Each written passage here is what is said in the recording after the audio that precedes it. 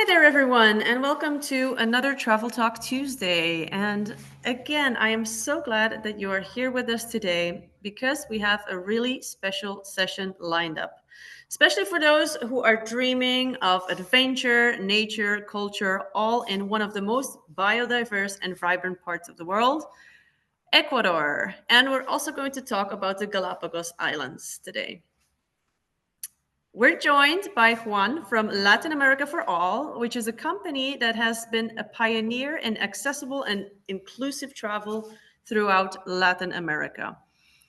Latin America for All specializes in tailor made immersive experiences for travelers with disabilities, so also including the blind and low vision travelers. That's why we're here today. And they work closely with local communities to create trips that are both meaningful and barrier free. And Juan and his team have spent years of crafting accessible adventures that go far beyond the typical tourist trail. And it goes from everything from rainforest experience to tactile explorations of colonial cities, even the Galapagos. So I am super excited today to be talking to you, Juan. Welcome. Welcome to the Travel Talk Tuesday. Thank you, Lindsay. Hi. Hi. I would like to start off if you can just give us a little bit of background. How did Latin America for All started and how does it exist? Okay, thank you. Hi, everybody. My name is Juan Francisco Marañón. I work at Latin America for All. I'm an Ecuadorian citizen. I live in Ecuador. Ecuador is a small country located on the northwest part of South America.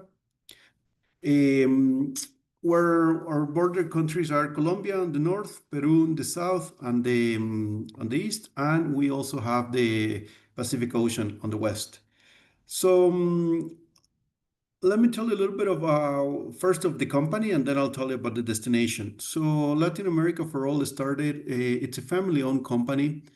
We started with my brother Pablo in 2007. We started talking about it, and officially in 2009, we started the operation. We started it out of coincidence, really. We neither one of us is studied tourism. We actually study agriculture and conservation, but we, through a relative of my brother, she had this lady had her mother-in-law had a horseback riding center for people with disabilities. So she hosted a guy from Las Vegas. His name was Gary, still remember. And he wanted to take a tour at the end of his session. So he stayed here in Ecuador for like in Quito for approximately a month. And at the end of the tour, we said, okay, let's just take him, let's take Gary to downtown Quito, which is a historical site. So he used the scooter. He had MS, and we didn't know anything about. We just were like, like we're going to take it to downtown Quito to explore.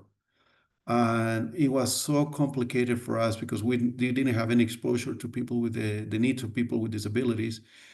And all of a sudden, we are in downtown Quito, which is like, filled with gravel stones and corners. And there's not, at that time, there were no like sidewalks where you can go down or ramps and we didn't have any idea really.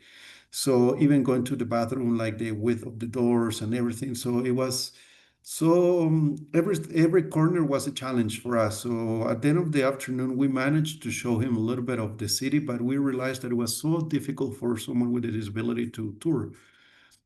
At the same time, my brother was also getting involved in like in tourists. He started a lodge at the Amazon called Wasquila Amazon Lodge in those times and said, you know what? Let's do something that provide this service for people with disabilities and they can travel.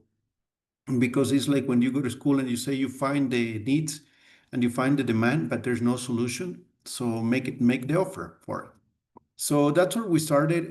We started really with physical. We have been focused mostly on physical disabilities, people with physical disabilities at the beginning. We opened the company in 2009. We started like, at that time talking with like suppliers, different hotels. In that time, accessible tourism in Ecuador was something that very few people have heard of. So we started talking with hotels, suppliers, meeting. with them, promising, making, promises about like if you build it, they will come basically, like adapt your situation, adapt your venture, like adapt the hotels, adapt the rooms, everything. So we also got some training ourselves because what we realize is this is niche that you always learn. Like in tourism, in accessible tourism, you're always learning. Every single guest has something to show you or different need, or so you're always learning. So we train ourselves. We got some. We traveled to the States to some participating in some conference about accessible tourists. Start looking around what like the market, what solutions were equipment were in the market. We tried to adapt them because also they were expensive to do it to manufacture them in Ecuador. So we started exploring really like doing a business plan, and that's where we started. Like we hosted our first group from France in 2010. It was a big challenge because there were 20 people, 10 people had a disability, either they use a manual chair or they were slow walkers, and 10 a companion. So it was a big challenge, but a good test for us. And we discovered that we loved it. The last thing we do is like it was a challenge and a new adventure every single day. But mostly the feeling, tourist is an industry that people in general, you're happy. Like it's about the experience, the sensations that people get. So if you don't have a disability, you're traveling with your family or by yourself, and you see something that is really takes your breath away, is the same, exactly the same feeling for everybody. And if you have a disability and you, for some reason, you think that you cannot do it, and you actually do it, that feeling or that emotion is like exponential. So we realized that it was a lot of work. We realized that we need a lot of preparation, but the gratitude after we every day after the tourists were doing experiences every day something different. It's always like it's been really the motor that kept us going more and more and more.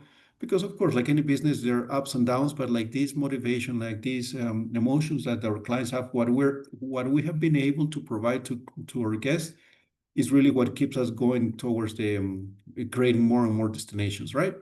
So we started in Ecuador and the Amazon. Then we had clients that wanted to travel to different regions. So we started in the Andes. Then we moved to Galapagos as well. So every year we start kind of like the same concept, adapting and talking with suppliers. We bring our own chairs, like we sit in the chairs. And when we opened Peru, we went with Peru with the chair and start doing the tour in the chair and showing the people the needs and understanding ourselves. Like now that I go to places, I'm always looking at like, like the accessibility is kind of like it grows on you.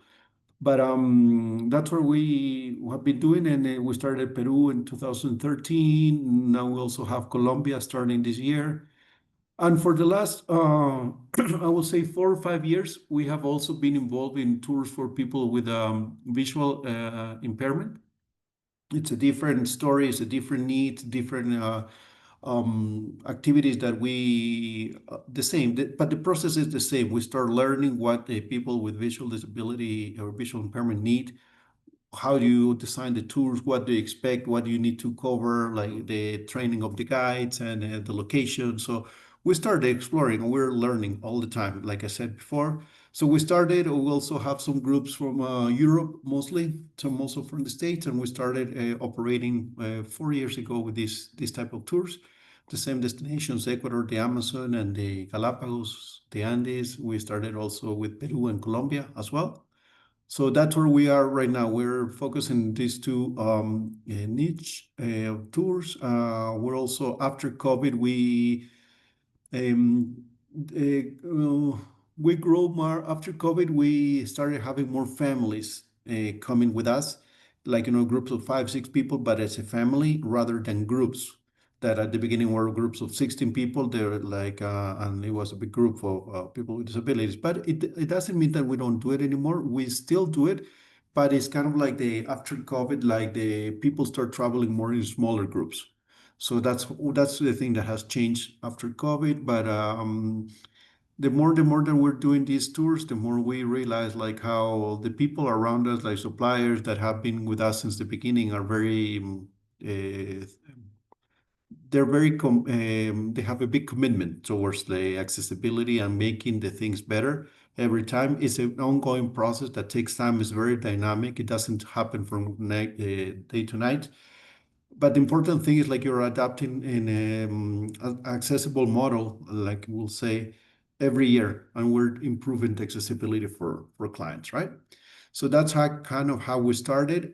Why we do it in Ecuador? I'll go very quickly.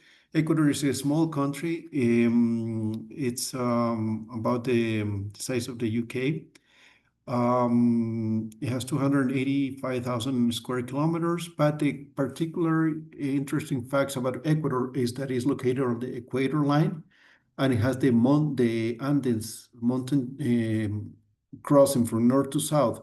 So that gives them I think it's the unique country that is on the equator, on the tropics, and is crossed from north to south by the mountains, right? By the Andes mountains.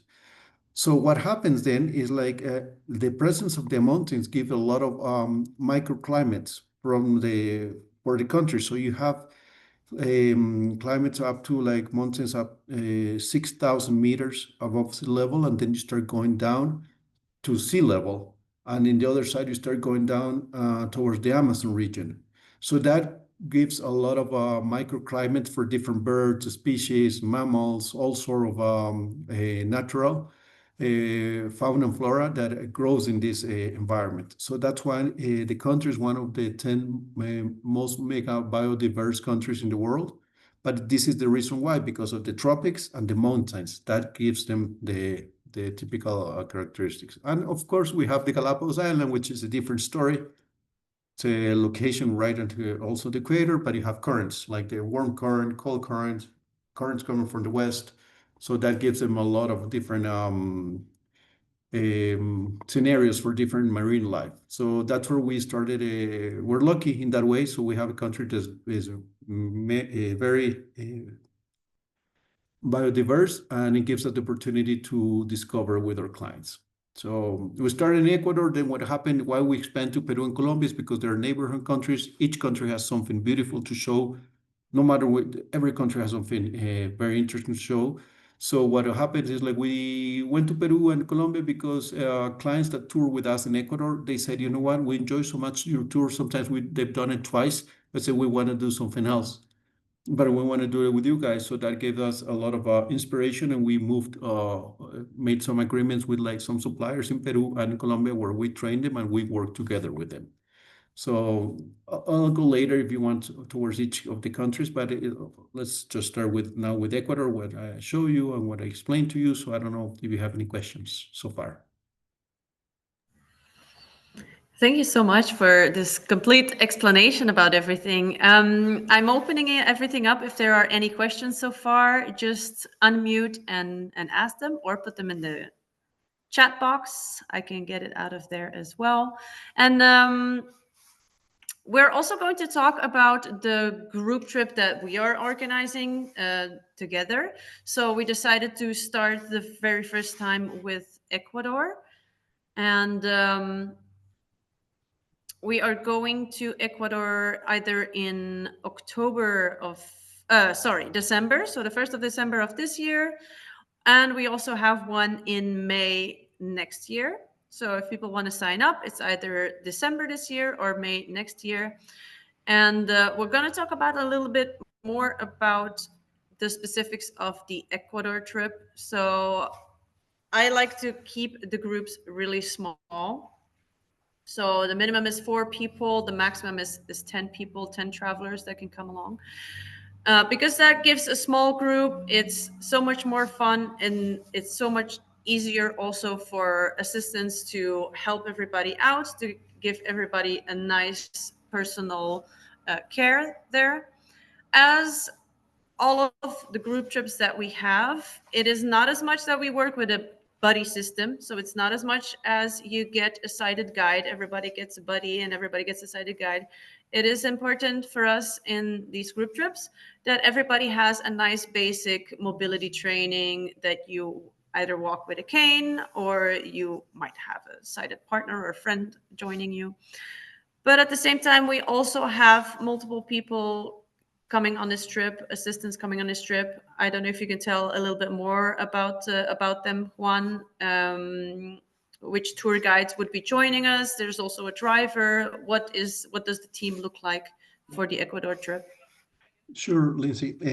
What you complement what you were mentioning, the size of 10 is great because usually the vehicles that we have are like can cater for 12, 14 people. So it gives enough space for everybody to travel together in a comfortable way. And the group, like when you are when you have a guide that is explaining activities or an attraction, with a number of 10 you don't lose the connection, right? Like you're always experiencing things. It's not like a big group when you have 30 people and whatever is the guide saying at the beginning, the last person cannot hear or cannot understand. So the group size is a key factor for the success of the tour. I would love to have 10 people traveling with us. What the way we usually do is we have a guide, a leader, a guide that is the leader, and his job is to make sure that everybody experience and everybody touches and feels and smells and like can experience the attractions, right? In some groups, depending on like how the composition of the group, some clients come with their own companion. And sometimes what we have done is like when they are solo travelers or they come on their own, like we provide a guided person that like assist them for the tour activities, right? So they travel like either they meet with the tourists at the location, and then we provide this person that is training like the basic needs, like how to walk with someone that has a visual impairment, like. And the idea mostly is not to do things on a fast ways, to do it very small, very slowly, so that people experience. We are understanding like the needs for these tours is to focus on the other senses, right? To luckily in Ecuador we have, for example, in terms of like fruits, so many different type of fruits. So when we go to market on Quito on the first couple days, we take a lot of time to go to the local market and interact with the local indigenous people and start like like have a kind of like a banquet of the different fruits. We open the fruits, taste them, smell them. We sit together with the people, start touching the texture of the fruits, smelling them. Then we continue. We do some cooking classes as well, typical with the local restaurants. When we go to the architectural part of Quito, the historic part, like the guides explain in detail like how the buildings look. Clients can touch the rocks and the formation, like on the materials, what they made.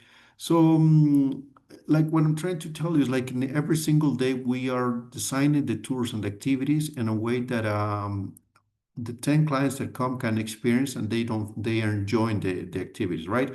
We focus on authenticity for the things like, those things are typical from the country, for the region that we are. The things that we do at the Andes are different than the ones that we see at the Amazon, for example, and we do. In the Amazon region, we have a drive for 4 or 5 hours. We go up to 4,000 meters. Clients get off the bus at 4,000 meters to have that experience of like, like when you're high in the mountains. Then we go down to the Amazon. The Amazon is an amazing experience because there are so many things to call your attention there. For someone that has a visual impairment, like at night you hear so many sounds, like from the frogs, from the bugs. It's like a concert. Like if we have literally close our eyes and start listening to all the sounds. We do night walks on the Amazon rainforest.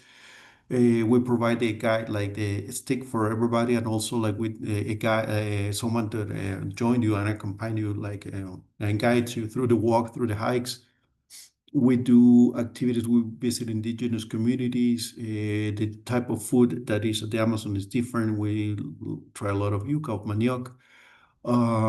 We also interact. We do some boating activities. We're going to boat in the Amazon rivers. People can go into the river.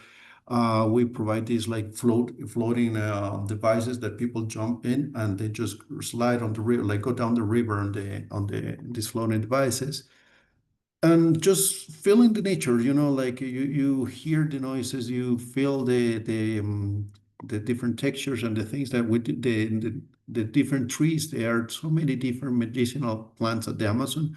that we go try and exploring. Like some can go make your tongue go numb. Some of them are good for like skincare for when you have cuts, you put them and they like they heal you. So it's an amazing experience. The Amazon itself, we spend usually 4 days, but like they go fast. We're also trying to do our tours in a way that every day clients do an activity. It's not like they just sit and do nothing. It's like they're doing activities. And of course, there are some times of the day that you can relax and sit and catch your breath and continue. Usually by 5, 6 o'clock, the activities are finished, and then you have time on your own to chill. You don't need to be, you're not obligated, by, of course, by any means to do the activities. If you just want to relax, you can stay at the lodge. But the idea is like to make these tours is like you don't just go to a lodge or to a restaurant, you do the activities, like that's part of the concept of the accessibility. It's like the model is like their connection between the different things, and you do tours, right? So then we travel from the Amazon. After we finish the Amazon, we go back on the Andes. There are a couple big waterfalls, like 80 meters falls that we visit. We get very close to the falls. We experience like the sounds of the falls and in these typical towns that are in the highlands. They're very touristic, and then we just spend some days there. There's options for massage, for different activities as well to do.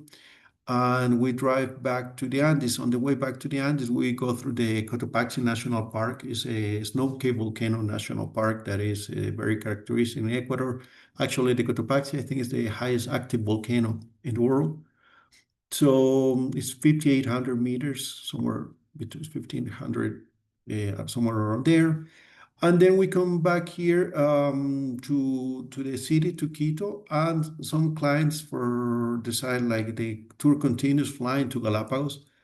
So most of the clients, when we do this tour, we give this as an option, but most of them decide to go. So then you fly 2 hours to Galapagos. Galapagos is 1,000 kilometers away from the coast.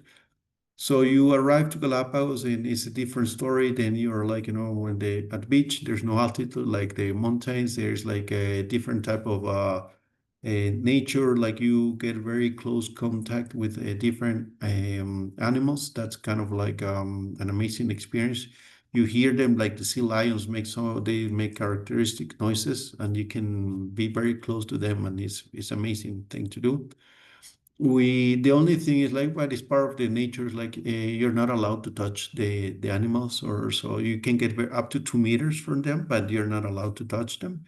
But you can hear them, and the guides that we work there make a terrific job to make sure that you're very close for the pictures, and they describe you the animals in a way that you are like you can very familiar. You can identify how the animals will are looking. The amazing part of Galapagos is that the animals are not scared, so you can interact with them being very close. You go in the water. There's another activities. There are some hikes that we do. Also on the hikes, when we do, one thing I forgot to mention to you at the end is like a hike through the volcanoes is an amazing thing for the clients because you hear the wind blowing very strong. It's a sensation of, for some reason, for a lot of people, it's like when you're in the mountains and you're walking up the mountains, it's a sensation of first conquer and then freedom as well. So the same we do at Galapagos. When we travel at Galapagos, we do some hikes, we do some snorkeling. We go in the water a lot. We do some kayak activities. So clients enjoy a lot the kayak because there's an experienced kayaker sitting in the back of the kayak, and there's the client sitting on the front. There are two people kayak each of them. And then you go around, and then you go like very close again to the different marine or birds on the rocks. And the only way to get there is with a kayak. So you get very close. There's amazing pictures. You got sometimes sea lions following you and making noise going around your kayak. So it's a lot of fun. And finally, we also do a boat tour where you go to the locations in the middle of the ocean where you can do some swimming on the open water ocean. And there's also some rock formations that are very typical from the Galapagos.